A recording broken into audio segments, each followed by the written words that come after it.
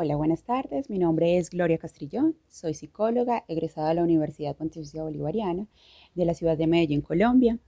Soy máster en educación, egresada de la Universidad Federal de Río Grande del Sur, de Porto Alegre, Brasil. Resido hace aproximadamente 5 años y medio en la ciudad de Quito, Ecuador.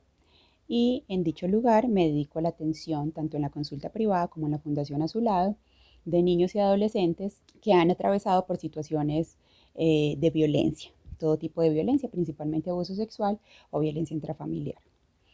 Junto con mi colega Andrea Almaluf, vamos a contarles hoy de cómo ha sido el proceso de incluir a la literatura infanto-juvenil como un recurso muy potente en los procesos de elaboración de experiencias traumáticas de los niños y adolescentes que acompañamos al interior de la consulta privada. Buenos días, es un gusto estar aquí presente con todos ustedes. Quería agradecer por la invitación que nos hacen a este Congreso de Literatura Infanto-Juvenil. Me voy a presentar, mi nombre es Andrea El Maluf, soy libanesa ecuatoriana, resido en la ciudad de Quito, Ecuador, y en cuanto a mi formación, soy psicóloga educativa por la Pontificia Universidad Católica del Ecuador. Posteriormente, realicé 2 maestrías en la Universidad de León, España. Una maestría sobre la clínica de los trastornos de la conducta infanto-juveniles y la otra sobre la psicopedagogía clínica infanto-juvenil. Mi campo de abordaje es desde el psicoanálisis. Actualmente me formo como psicoanalista en formación en la Asociación Psicoanalítica Internacional. Trabajé con niños y con familias en una organización que trabaja todo lo que es estimulación temprana de los 0 a los 5 años. Y el primer acercamiento que tuve al juego, a la literatura, remonta desde ese entonces cuando promovíamos espacios de desarrollo infantil a través de la literatura. En la adolescencia, la profesora de español, justamente cuando tenía unos 12 años, 13 años, nos puso de tarea leer nuestro primer libro extenso. Es un libro de literatura costumbrista de un escritor que se llama Tomás Carrasquilla. Y el texto que nos puso a leer es A la diestra de Dios Padre. Bueno, mi mamá me compró el libro, yo recuerdo ver esa cosa toda gorda ahí encima de la mesa. Ay, qué pereza tener que leer eso. Y en ese momento llegó mi papá.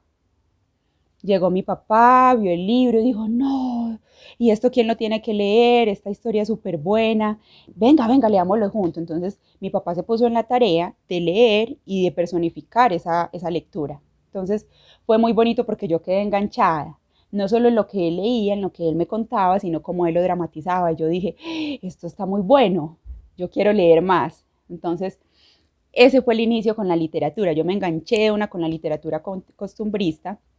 Leo un montón de autores locales, eran cuentos chistosos, mal hablados, de campesinos que tenían hazañas, que tenían encuentros con el diablo, pedían deseos a criaturas extraordinarias y yo podía pasar tardes enteras leyendo esas historias. Ahora como que me conmuevo un poco al recordarlo porque me doy cuenta también que parte de ese encuentro tuvo, digamos, como un efecto tan bonito a través de la mediación de mi papá.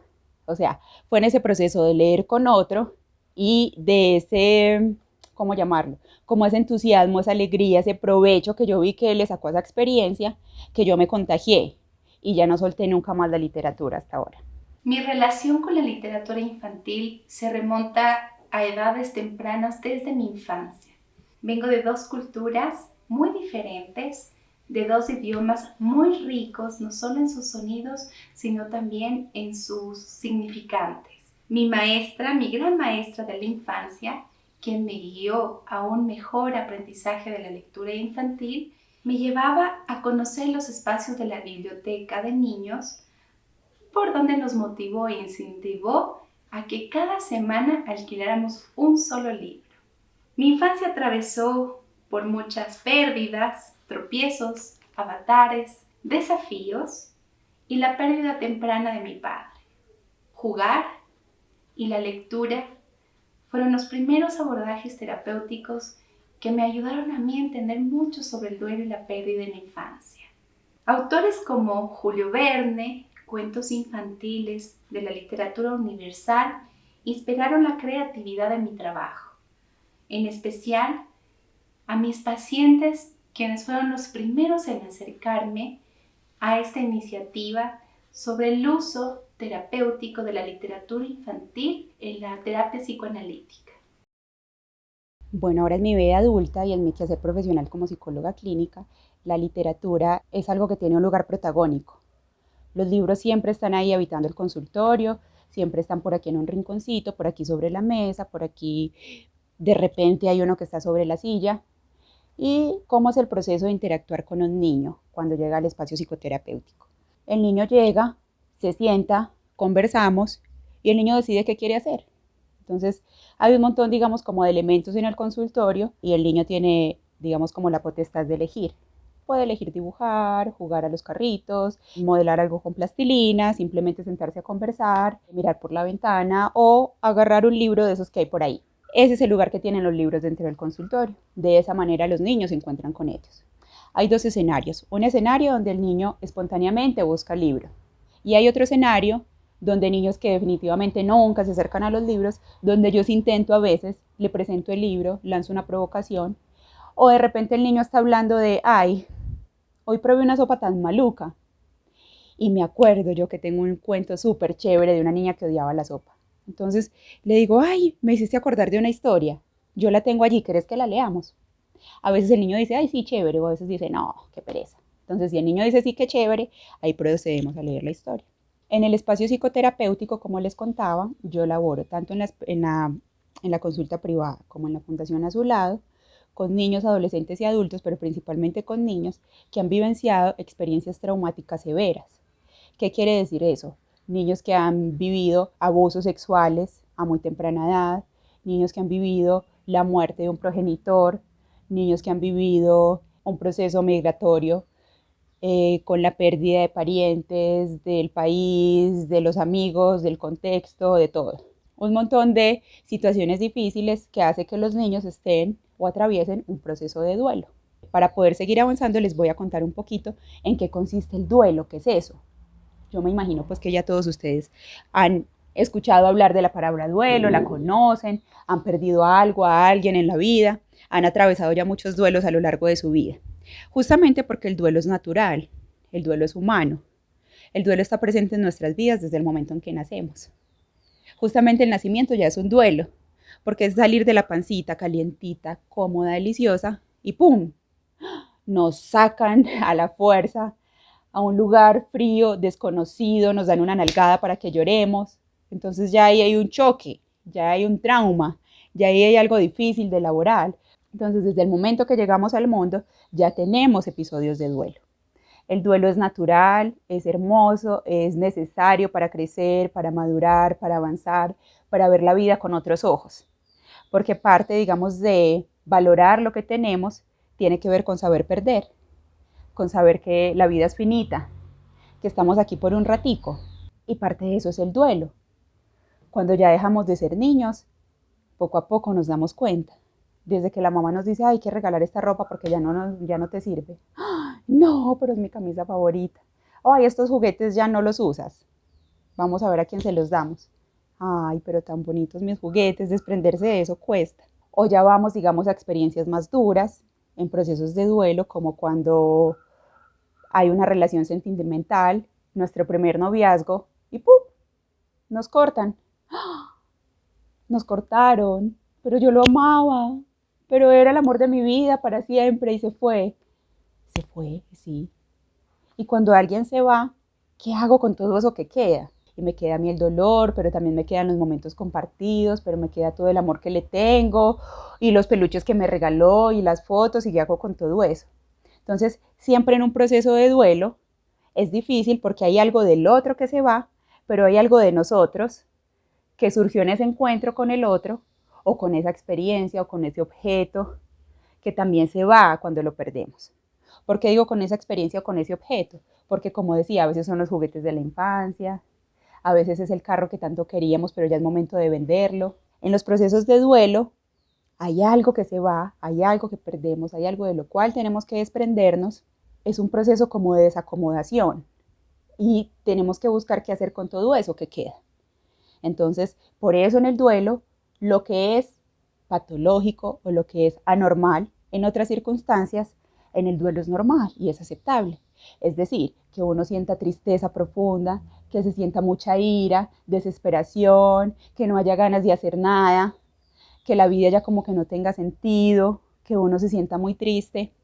En el duelo todo eso es normal, porque es importante pasar por todo ese choque de emociones para cuestionarse, para preguntarse, para ver qué hago con la vida, para ver dónde pongo todo eso que me quedó y luego reordenar y seguir el curso natural de las cosas.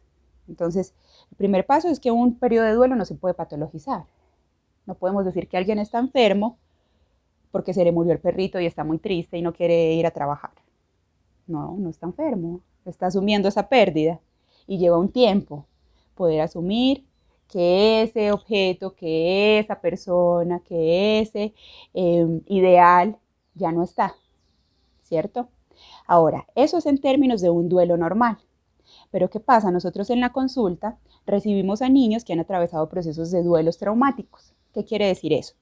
Que son situaciones tan severas que producen como un choque psíquico, una sacudida, una desacomodación total, porque digamos, en una persona que está en un proceso, que está justamente en una fase de desarrollo, de maduración, de construcción psíquica, el hecho de perder algo tan significativo como su mamá, o el hecho de ser abusado, que es un evento que no se entiende. Alguien tiene contacto con mi cuerpo, lo explora, lo manipula de cualquier manera, y luego es, ¿qué se pierde ahí? Es una pregunta potente. ¿Qué se pierde en un niño que ha sido abusado? ¿Cuál es el proceso de duelo que tiene que vivenciar? Porque el niño sigue existiendo, el cuerpo sigue existiendo, el violador sigue existiendo, pero ¿qué se queda? Se queda muchas veces un cuerpo vulnerado, cosificado, que ya no se reconoce como propio, un cuerpo que es vivido con vergüenza, un cuerpo que siente un montón de cosas que no debería sentir, que fueron despertadas de manera temprana, que el niño no quiere sentir pero la siente. Existe culpa, porque el abusador generalmente lo responsabiliza de lo que sucedió. Existe deseos de morir, de no estar, existe vergüenza. En fin, existen un montón de cosas difíciles. Esos son, digamos, como los niños que yo recibo cotidianamente en la consulta. Niños que han sido abusados, niños que han perdido a un ser humano cercano, como su papá, su mamá, sus hermanos, o niños que sencillamente por algo que no está claro qué es lo que pasa, están muy traumatizados. Y eso también es un aspecto importante. No es el acontecimiento lo que hace el trauma, que digamos, asunto del trauma, Andrea nos lo va a describir más detalladamente. No es el acontecimiento el que hace el trauma, sino como el niño lo significa, lo interpreta. El uso de la literatura infanto-juvenil lo trabaja desde un inicio Bruno Bettelheim, quien afirmaba que los cuentos de hadas son únicos y no solo por su forma literaria, sino también como obras de arte totalmente comprensibles para el niño, cosa que ninguna otra obra de arte es capaz de conseguir. Como en todas las grandes artes, el significado más profundo de este tipo de cuentos será distinto para cada persona e incluso para la misma persona en diferentes momentos de su vida. Bruno Bettelheim fue un escritor y psicoanalista austriaco que expandió el uso de los cuentos uniendo la esfera recreativa con el aspecto proyectivo y reparador. Empleaba la literatura en un contexto psicoterapéutico con niños traumatizados por la experiencia en campos de concentración nazi. Según Bruno, la tarea más importante de la educación es la de ayudar al niño a encontrar sentido a la vida. Y los cuentos de hadas han transmitido a lo largo de los siglos sentido tantos evidentes como ocultos. Estos mensajes le llegan al niño tanto al consciente como al preconsciente e inconsciente.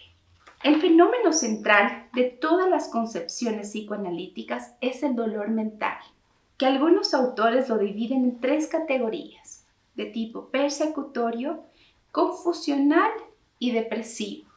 El primero está referido al dolor que involucra la amenaza del self.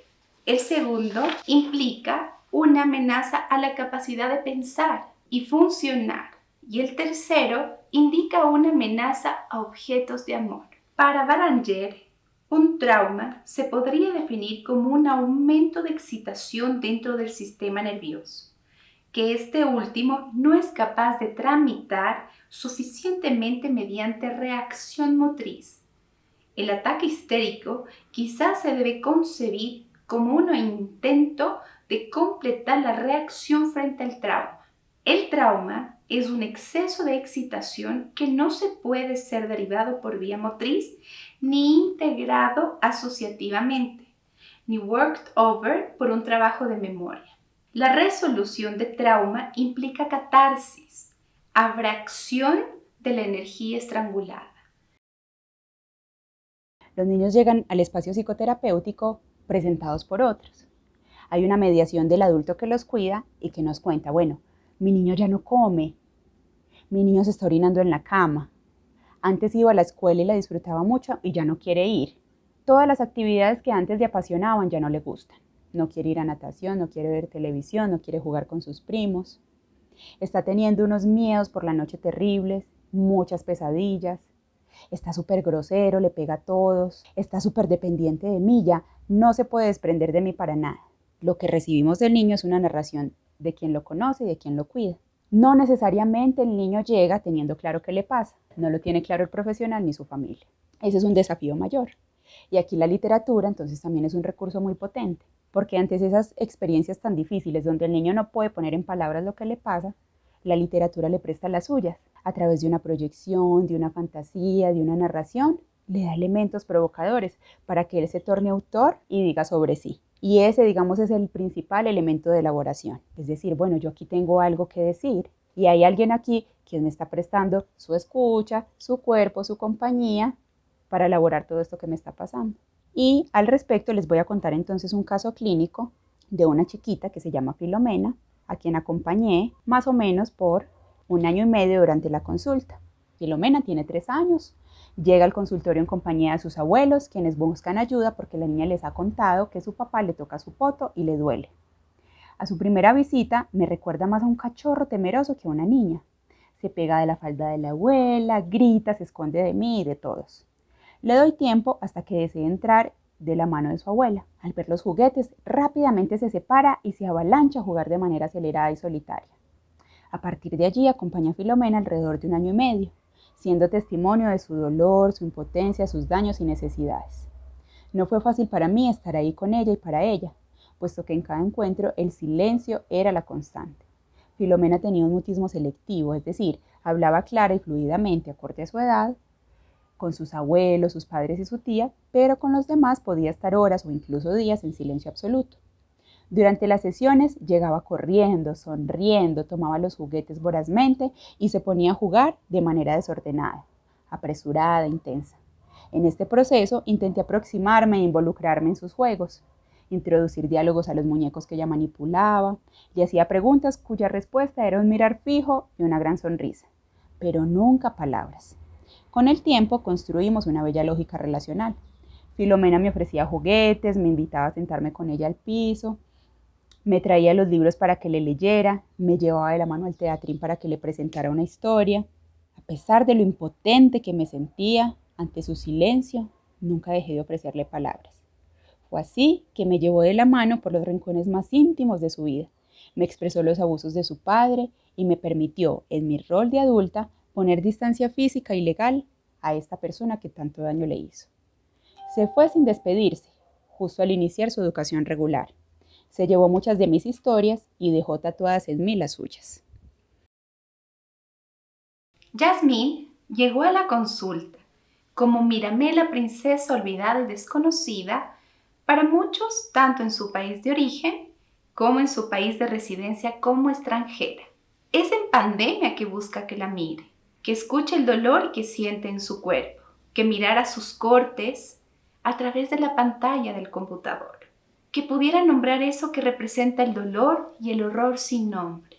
¿Cuántas pérdidas en tan pocos meses? ¿Cuánto miedo alrededor del enemigo invisible, que causa la muerte de seres queridos y que nos ha llevado a un luto a nivel nacional y a nivel mundial? son estas pérdidas? Duelos por el cuerpo, transformaciones corporales de la misma adolescencia que lleva a Jasmine a odiar su nuevo cuerpo, desear tener otro, ser otra y mostrar una imagen que se adapta al país extranjero. Así fue como llegó a la consulta, buscando una psicóloga de niños que trabaje con el cuerpo. Su pedido de terapia llamó la atención al médico psiquiatra que la atendía, cuando percibió que en Jasmine su dolencia no era física sino emocional. Jasmine, como su nombre ficticio lo indica, consulta en un momento de búsqueda de su perla. Su perla podría entenderse como el pedido de análisis. La demanda era una búsqueda de su identidad, una construcción hipotética que organizarla su perla. Mi postura analítica le da la bienvenida a este espacio, su nuevo espacio psíquico, donde todo pensamiento puede ser escuchado y acogido, porque lo que interesa es escuchar su propio duelo. Comprender su búsqueda era un interés en común. Su cuerpo necesitaba ser escuchado, caminar en esta transición y dar voz a sus dolencias. A su vez, pensar, ¿qué puedo ofrecer y aportar desde el psicoanálisis y el uso terapéutico de la literatura a la búsqueda que tiene Jasmine en su problemática con los duelos? El analista, con su interpretación, nombra, instala a su paciente en una historia, ofrece un mapa que no estaba hasta ese momento. Jasmine, a través de sus relatos, se capta a sí misma en una densidad que le permite decir yo, liga la heterogeneidad y la multiplicidad episódica de su vida en una totalidad llamada historia. Escucho que Jasmine no es sujeto de su discurso, el sujeto es otro. Ella quiere ser y no puede ser. Intenta ser de alguien, pero tampoco le sale. Algo en ella vacila. Jasmine, objeto idealizado, omnipotente, su cuerpo desválido le servía de coraza, como si ella intentase liberarse de ese cuerpo inscripto desde el dolor, desde los duelos y los traumas de su infancia. En el despliegue transferencial, mediante el recurso de la literatura, lo que se intenta es recrear con la mente, evocar lo perdido, que reencontrado en el recuerdo puede ser ubicado, buscar satisfacción, ligar a la ausencia a una experiencia de encuentros anteriores. Todo esto es trabajo temprano del psiquismo humano. El diálogo analítico crea un espacio virtual que rompe con la concreción de lo fáctico y nos introduce en el campo de la alusión, de la metáfora, donde es posible hablar de la polisemia. Esta es una noción textual de un libro sobre psicoanalistas en formación escrito por Mauer, Moscona y Resniski. Lo nuevo, lo distinto y lo diferente en Jasmine, debo reconocer que fue lo que me llevó a pensar que se podría armar un trabajo interesante desde el psicoanálisis y el uso terapéutico con la literatura. Asumir este riesgo de ruptura con los objetos primordiales supone explorar cual extranjero. La creatividad está ligada y asociada a esta salida exogámica. El trabajo analítico con la literatura requiere un trabajo creador. Lejos de contentarse con la repetición y a través del despliegue transferencial, el trabajo analítico apuesta por la diferencia. Si de repetición se tratara, no habría cura, habría tan solo repetición.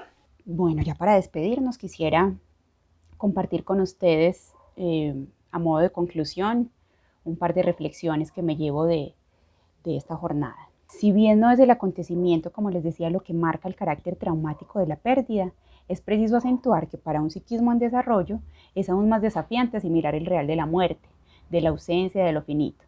La elaboración de una pérdida traumática en la infancia es un transitar que requiere de compañía, de soporte afectivo y de tiempo para cuestionar, sentir, entender y transformar. La literatura es un recurso potente en este proceso, al estar del lado de los elementos que brindan alivio y salud mental al niño: el juego, la fantasía, la catarsis, la libre expresión y la creación. La literatura invita al niño a escuchar y lo inquieta a contar su historia. Por otro lado, la crudeza de la muerte nos enmudece, nos paraliza y nos aturde. Continuar con los avatares de la vida es un desafío, cuando la propia existencia se pone en suspenso. La literatura ofrece palabras a quien no está en condiciones de darlas. Ofrece una pausa, una metáfora, un absurdo que hace reír y poco a poco tomar distancia del dolor. Nos permite asumir que eso que tanto amamos ya no está, que no somos los mismos y aún así podemos continuar, retomar la palabra, contar nuestra historia y así retomar la vida, tal vez con otro sentido. Ha sido un gusto acompañarlos durante esta jornada y espero que puedan leer también el artículo académico que hemos producido. Hasta pronto.